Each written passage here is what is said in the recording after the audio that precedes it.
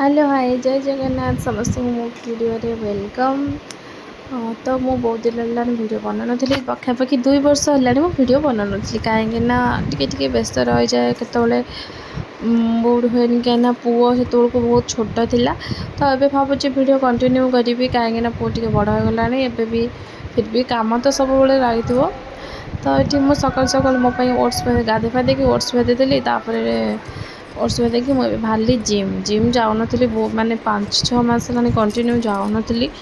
मोर माने short video देखी थे मु कंपटीशन खेली कंपटीशन पर पुअर एग्जाम रहा एग्जाम पर मुझे जापार नी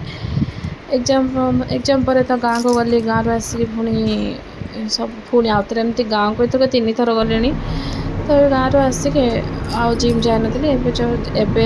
2 थर कली जिम बस 2 दिन हम स्टार्ट कली। तो ये देखुए जिम्र आसार पूरा झाण नाल खरा भी बहुत होता कहीं मेडिसिन खाऊँ एक्सरसाइज करवाटा भी नुहे कहीं मत हाइपर थायरॉइड हो पूरा। तो मुझे हॉस्पिटल 6 दिन रहा भाविली पुणी एक्सरसाइज कंटिन्यू करी। तो देखी पारे मुँह पूरा मोटा एक तो मोटा हो मुँह पूरा फुली जाइए कहीं जानते थायरॉइड रही हाइपर थायरॉइड रही मोटा हो जाती भी। तो मुझे डॉक्टर मुझे कौन पर मोटा हुए मुझे जानीपे तो डॉक्टर को पचार डॉक्टर कहले थायरॉइड अधिक हो जाता हॉस्पिटल थी। तार ए देखते मो खाଇବା जो ओट्स भेदिकी जाती से ओट्स ही खाऊँ चॉकलेट पीनट बटर टिके नगर नौ कहीं डॉक्टर मना कर पीनट बटर न खावा से सुगार आडेड अच्छी। तो ये देखिपे जो पणस मंजी भाई मंजी देखा यहाँ गोटे सीड्स यहाँ है मोर मेन मेडिसिन खाबार अच्छे यहाँ खाबार अच्छे किसी खाओ न खाओ बाकी दिन में गोटे मेडिसिन गोटे यहाँ खाबार अच्छे खाली पेटर थायरॉइड मेडिसिन।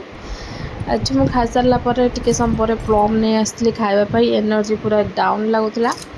प्लम खाइले ही एनर्जी लगे टे कहीं विटामिन सी एपटे पलि आसली मोपाई दलिया करने को कहीं डॉक्टर मना कर भात रुटी खाइबनी। तो मुझे दलिया बनाऊँगी यहाँ है मल्टीग्रेन दलिया आदि सब अच्छी जाई चाउल टिके चाउल बहुत ना अल्प अच्छी मुझे पकईदेली शाग आदि अच्छी रागी अच्छी आउ कौन अच्छी जर अच्छी ना कौन कौन एमती सब अच्छी बहुत प्रकार। तो मुझे ही खाए। तो ये पकई सारापर पलि आसली शाग बाछिया देखिए कलम शाग ना सरी पालंग शाग यहाँ गोटे कि शाग ये जानी थे कहे कहीं मुझे शाग जानी से रोसे कर सारापर पलि आस जाऊँगी स्कूल को पुओ को आने को देखिपे खरार पूरा अनै भी होनी एत माने खरा हो खरार अनै होनी। तो मुझे लॉक करुँच लॉक करके चलि स्कूल आने को खरा देखिपे अनै होनी कहीं जेहेतु जड़े घरे रहीकि सागे सागे हठात खरा बाहर अनै हुए तार मुझे पुओ को पलि आसली पुअर टिके स्कूल डायरी चेक करदेली कौन पाठ दिखाई कौन ना तापर स्कूल डायरी सहित तार स्कूल बुक भी मुझे चेक कर दिए। तो ये देखिए भात डाली आलू भर्ता शाग सब पुआपाई ये मोपाई दलिया इच्छा होता भात खाया जेहेतु जाने थे खरा बेलटा टे भात खाया तो इच्छा हुए किंतु छाड़ तापर ये देखो कम चलती पूरा।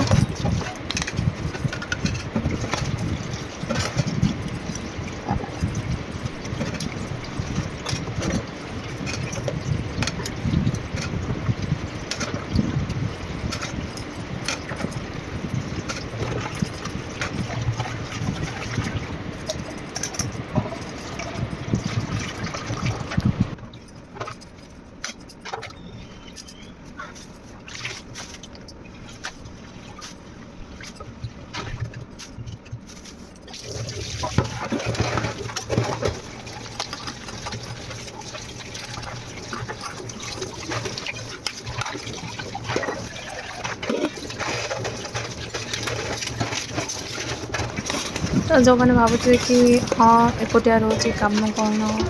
भावते एकुटिया रही ही बहुत कम ये खाई पी सारिक पलि आसली सब गचरे गच जाक देखा पानी तो दे दिए किंतु जेहेतु मो खाई सारिक मेडिसिन सांगे सांगे खाएनी तो से चली जाए एपटे वर्क कर दिए बालकोनी देखो मुझे गछ लगे बहुत सारा गछ तो खराब हो जाए ଯେହେତୁ ଏଥରକ ରହିଲିନି ନା ବହୁତ ସାରା ଗଛ ଖରାପ ହେଇଛି ସରିଲା ଏବେ ତ ଏବେ ଫାଇନାଲି ପଳେଇ ଆସିଲି ମୋର କାମ ସରିଲା ଏବେ ମୁଁ ପଳେଇ ଆସିଲି ଶୋଇବି ଝରକାଟା ଦେଇ ହେଉନି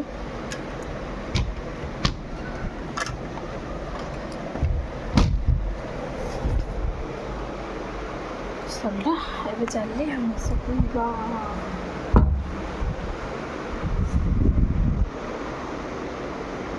ଯେମିତି ଶୋଇବାକୁ ଆସିଲି ମନେ ପଡ଼ିଲା କପଡ଼ା ଧୋଇବାକୁ ପକେଇନି ଖରା ତ ହେଉନି କପଡ଼ା ତ ଜିମ୍ରୁ ଆସି ସାରିକି ପକେଇ ଦେଇଥିଲି କିନ୍ତୁ କାଲିଠାରୁ ଆଙ୍କର ବଢ଼ିଛି ଡ୍ରେସ୍ ପକେଇଛି ତାକୁ ପକେଇଦିଏ ସେଟା ପକେଇଦିଏ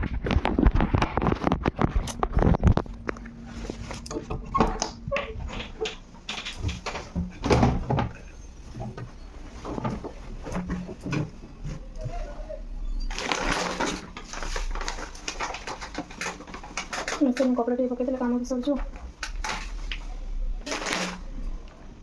କାମ ସରିଯିବ ନାହିଁ 3:30 ହେଲା ନା କେତେଟା ହେଲା କାହିଁକିନା ମୋ ଘରେ ଖାଇବା ହେଉଛି ବହୁତ ଲେଟ୍ ଗୋଟେରେ ସ୍କୁଲରୁ ଆସିଲା ପରେ ମୁଁ ତା ପାଇଁ ଶାଗ ପକାଇ ଭାଜିଲି ଡାଲି ପକାଇଲି ତାପରେ ବେଶୀ କିଛି କରିବା ଦରକାର ହୁଏନି କାହିଁକିନା ସେ ଏମିତିରେ ବି କିଛି ପରିବା ଖାଏନି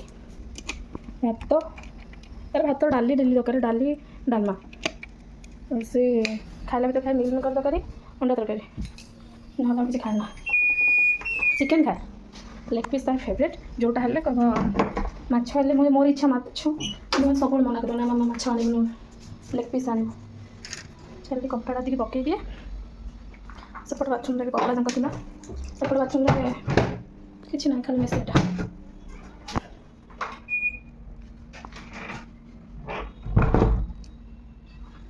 ବାଥରୁମ୍ରେ କିଛି ନାହିଁ ଖାଲି ମେସିନ୍ ଏପଟେ ରୁମ୍ରେ ବି ଆମର କିଛି କାରବାର ବି ନାହିଁ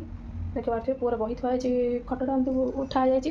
ଖଟ ଉପରେ ଖଟ ଥୁଆ ହେଇଛି ଉଠା ହେଇଯାଇଛି ପୁଅର ବହି ଥୁଆ ହେଇଛି ଆଉ ଏଠି ହଁ ଏଇ ହାଣ୍ଡିଟା କାରବାର ହୁଏନି ବୋଲି ଥୁଆ ହେଇଛି ଏପଟେ ହେଲା ଠାକୁରଙ୍କ କବରଟା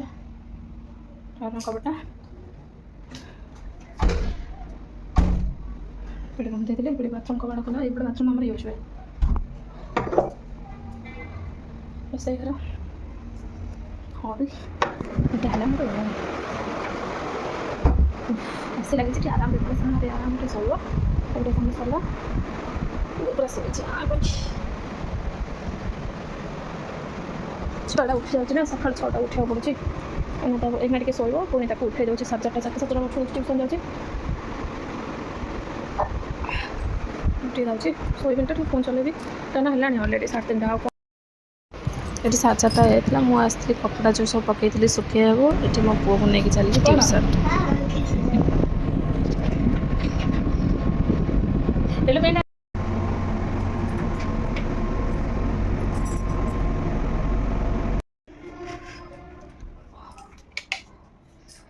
ଆସିଗଲେ ଟ୍ୟୁସନ୍ରେ ଛାଡ଼ିକି କପଡ଼ା ଟିକେ ରଖା ହେଇଛି କାନ୍ଥରେ ତୋଳା ହେଇକି କାନ୍ଥରେ ମାନେ ମୁଁ ଦେଇକିନା ଶୁଖେଇକିନା ଉଠେଇବି କାହିଁକିନା ଆଜି ସକାଳେ ହେଲା ବର୍ଷା କାହିଁକିନା ସନ୍ଧ୍ୟାବେଳଠୁ ଟିକେ ବର୍ଷା ପାଗ ଉଠେଇଥିଲା ବେଳେ ସଫା କରିନଥିଲି ଏବେ ସଫା କଲି ଆଉ ଏଗୁଡ଼ା ସବୁ ତୋଳିକି ବି ଆଣିଲି ଯାଉଛି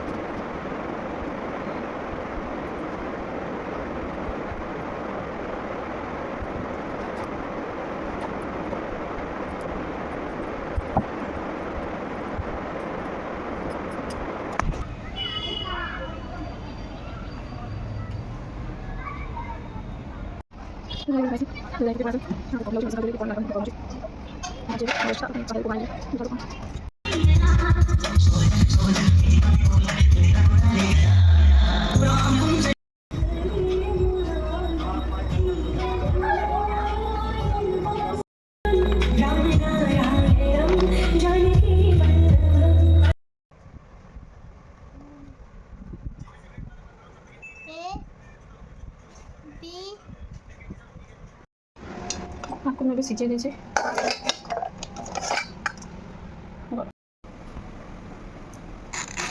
ଟିକେ ହେୟାର ଫ୍ରାଏ ଟିକେ ବିଟ୍ କରିବାକୁ ଦେବି ଟିକେ ହେୟାର ଫ୍ରାଏରେ ତାକୁ ପକେଇକି ତାପରେ ଯାଇ ଖାଇବି ହେଲା ମୋ ଖାଇବା ଦୁଇଟା ରସୁଣ ଗୋଟେ କରୁଛି ଲଙ୍କା ଏପଟେ କ୍ଷୀର ବି ବସାଇଛି ଏପଟେ କ୍ଷୀର ପିଇବା ପାଇଁ କ୍ଷୀର ସମସ୍ତେ ରେଡ଼ି କରୁଛି ଆମ୍ବ ହଳଦୀ କରୁଛି ଆମ୍ବ ହଳଦୀ ମାନେ କଞ୍ଚା ହଳଦୀ କରୁଛି ତାକୁ ଟିକେ ଫୁଟେଇ ସାରିକି ସମସ୍ତେ କ୍ଷୀର ପିଇବେ ଏଇଟା ସକାଳେ ଉଠିଲେ ମୁଁ ଏଇଖିଣା ଫୁଟଉଛି ଯେହେତୁ ଏଇ ବର୍ତ୍ତନଟା ଖାଲି ନଥିଲା। ରୁଟିକି ମୋ ପୁଅ ରୁଟି ଆଉ ମିଲ୍କ ଖାଇଥିଲା, ତା ରୁଟି ମିଲ୍କ ଫେଭରେଟ୍ ଖାଇଥିଲା।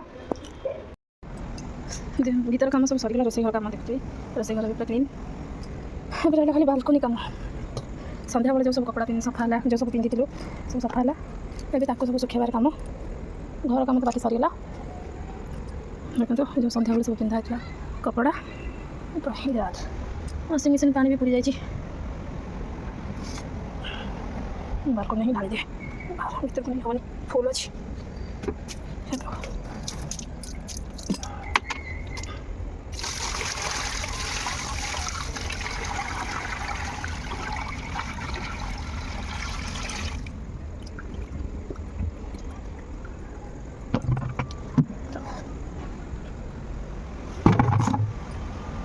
କାମ ତ ସରିଲା, ବାଲକୋନି କାମ ବି ସରିଲା।